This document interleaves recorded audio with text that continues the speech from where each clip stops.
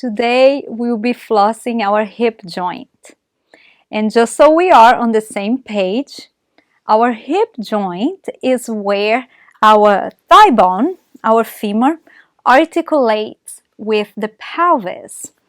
And showing here on this model, we have the pelvis. Here is a piece of our thigh bone, our femur. So if we want to be more specific, where the head of the femur articulates with the pelvis, we have the hip joint. And today we will be moving the hip joint actively through its full range of motion that's available to us under our muscular and neurological control. We will be doing this practice standing and close to a chair or a wall where you can take the balance out of the way. Okay, so you will make sure you are holding onto something to stay balanced. And let's start with the right leg. So have your left hand on the chair or on the wall. Firm your left leg, taking the weight off of the right. Bend your right knee and bring your heel as close to the buttocks as you can. You can point the foot or you can keep it flexed. From here, we will keep everything stable and I will move only my hip joint, right? So let's begin moving that knee forward and up, so into hip flexion, without tucking the tail, without rounding the back. So move as far up as you can, keeping that left leg strong and stable. And begin to externally rotate your hip, so rotating it out to the right without leaning to the left. Now let's internally rotate that right hip. So begin to draw the knee down and you are rotating the thigh bone in at this point. The tendency will be to lean to your left, but we are trying to stabilize everything and mobilize only the hip.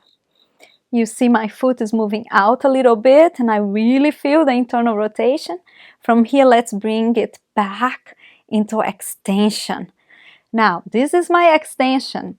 If I lean forward and arch my back, I'm borrowing from my spine and I just want pure hip motion here. Now let's reverse. Externally rotate. Bring it forward without rounding the back, without tucking the tail, and bring down the knee. So you can do this another time, a few rounds, or let's turn and do the other side. Firm your right leg now, make it strong. Shift the weight to your right leg, take the weight off of the left, bend the knee, heel close to the buttocks as much as you can. Begin to raise that knee as far up as you can without tucking the tail.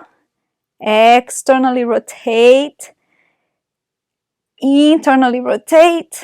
Let's see what internal rotation you have without leaning to the side.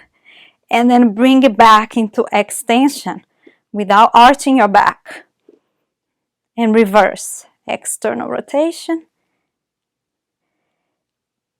Back to center flexion. And lower down. Each time we try to create a larger circle without borrowing from the spine, from any other part, we are increasing the strength and stability of our hip joint. You can also try this in a tabletop position, putting your body in a different relationship with gravity. And think about where you could bring this motion into your yoga practice. Make sure you are always using your full hip range of motion in an active way that will support a strong and supple hip. Try it and let me know how it goes.